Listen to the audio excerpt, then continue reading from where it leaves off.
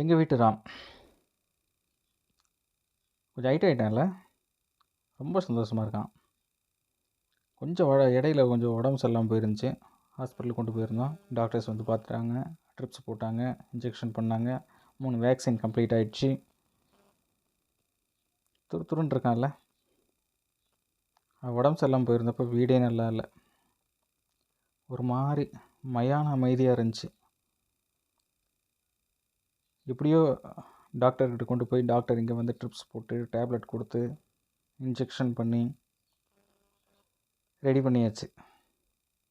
இப்போ சந்தோஷமாக துள்ளி ஓடி ஆடி விளையாடுறான். இப்போ தான் மனசுக்கு ரொம்ப சந்தோஷமாக இருக்குது, நிறைவாக இருக்குது.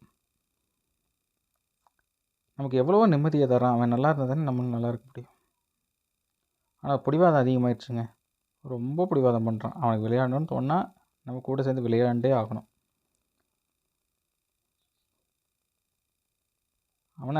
அவனை கூப்பிட்டா அவன் நம்மளை கூப்பிட்றான்.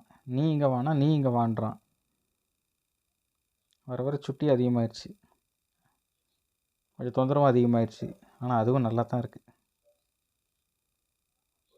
நல்ல ஒரு என்டர்டெய்னிங்காக இருக்குது. அருமையாக விளையாடுறாங்க, அருமையாக விளையாடுறான். ரொம்ப சந்தோஷமாக இருக்குது. வணக்கம்.